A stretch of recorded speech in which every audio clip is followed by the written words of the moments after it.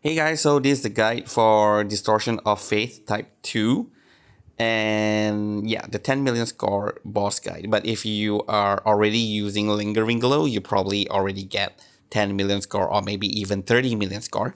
So you don't have to watch this anymore, right? But if you have not, so this is the guide. First of all, the general mechanic. This is type 2 because we have fought Distortion of Faith before, and this is the second time it's coming back, so they call it type 2. It has a different color. So type 2, what is it generally? First of all, no more obscurity and hence no more witness round. This is replaced with a new mechanic called Afflatus Guard. So the guard has a value of 1 million, or I think it's 1 million, and is depleted by Afflatus bonus damage. So if you are doing stronger Afflatus damage on the enemy, then the guard will deplete. So if you are doing 100,000 damage attack, it will deplete by 100,000. So once you hit 1 million, the guard will break. Okay, and once it is broken, the boss HP stagnant will deplete by 2, and that is 200,000 damage. And then once it is depleted, it will not replenish itself in this round, but it will recover in the next round. Okay, this boss now has no Afflatus. The game tells you that it is weak against intelligence and beast, but that doesn't make it a spirit or a plant unit. Okay, so which means if you are using like star character, then it's not going to do bonus damage against us. Okay, so in a way, this boss doesn't even do any stronger Afflatus attack on us. But don't be fooled, because it still hit very hard. It's just that now the attack is equal to all allies. Okay, not specific to a certain Afflatus type. So this means that the developer is currently moving out of a mono Afflatus team composition, and rather they are looking more into like the archetype, where the Lingering Glow, and that's why Lingering Glow we have many different Afflatus. Even Paper Heron Green Impromptu, you have like Star and you have Plan. So they are starting to go for like a mix. Okay. So I prepared an infographic for you guys. I will post this in my Discord as well as my YouTube posts. Probably after this video, I just want to double check a few more things because I haven't done the Broom Dynamo run yet. And hence in this video, usually in the description, I will also put the link for the fights, but I haven't done I haven't done Brume, Dynamo, or Anjonala yet. I have done Liang Yue, I have done Lingering Glow. So I will put the Lingering Glow link first, and later on I will update. So if you don't see it now, you will see it later. And also for the posts in my YouTube channel, I will only post this infographic after I've complete all the fights that I have showcased here. Alright, for the main mechanic, first stage mechanic, it boosts Beast and Intelligent unit.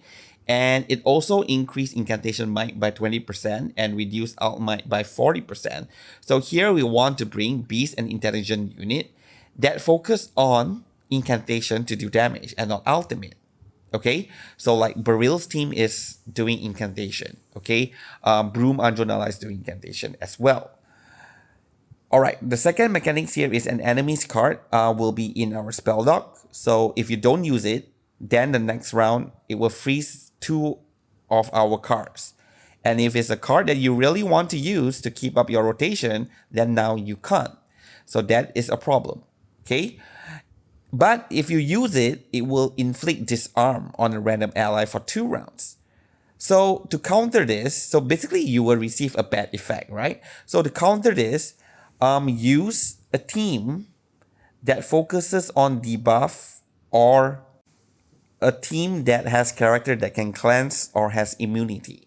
So why debuff? Because disarm only stop attacks. If you have disarm, you can't attack with attack type incantation. But a debuff type incantation, you can still cast it. Okay, and cleanse immunity, that's just simply just don't get disarmed in the first place, right? So you can, if you have immunity, then you will not receive it. If you have cleanse, then you cleanse it after you have received it.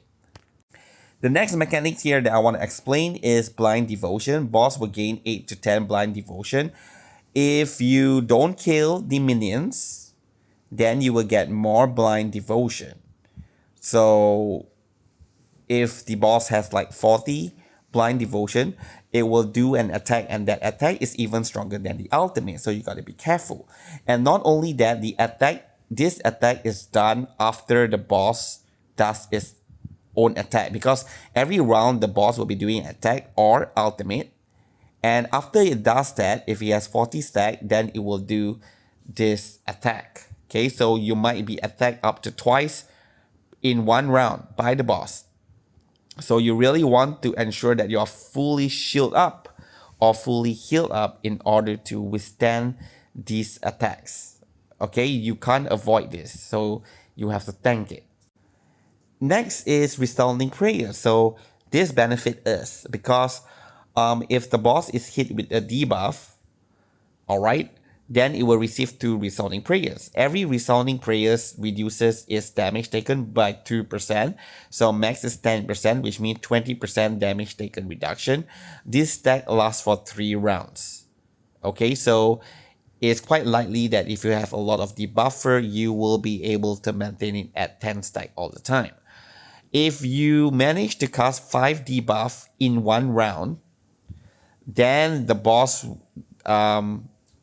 damage taken reduction will further reduce by 50%, and that adds up to 70%.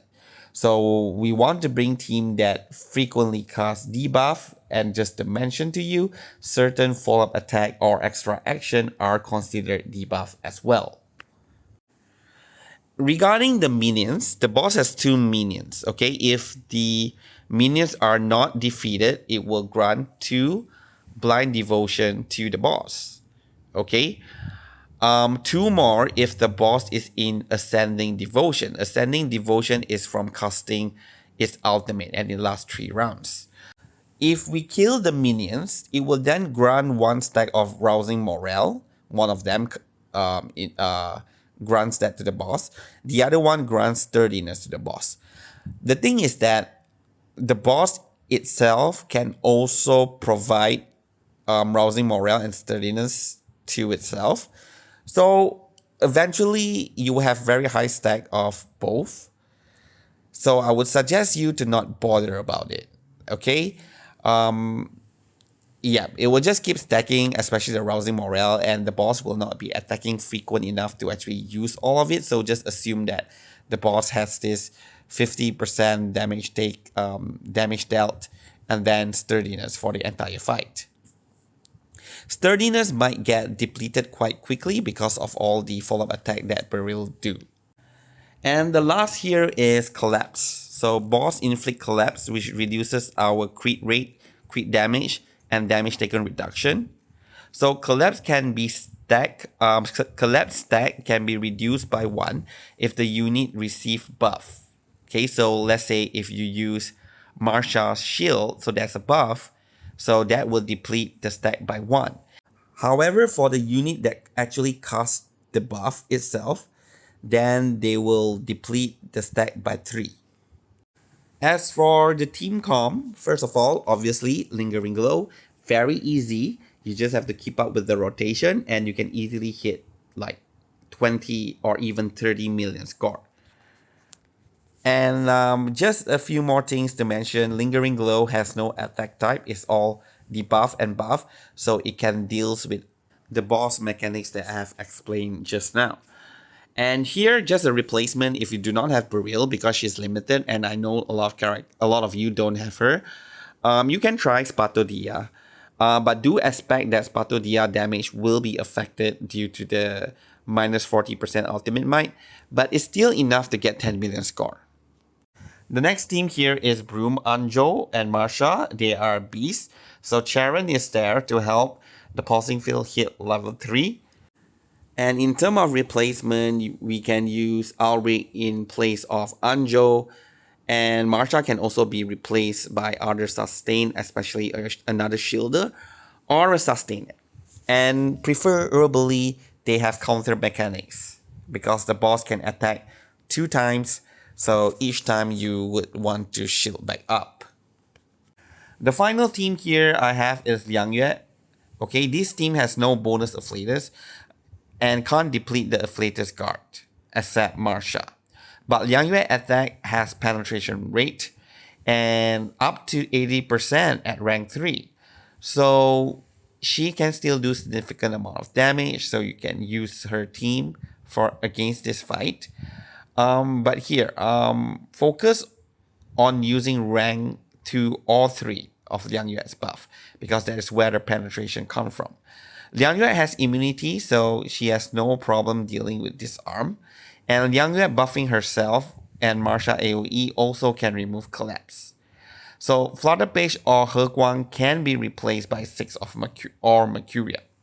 So yeah, that's all this guide. Okay, so I hope that with this team recommendation, you will be able to clear it. So that's all for this video. Thank you very much for watching and have a good day.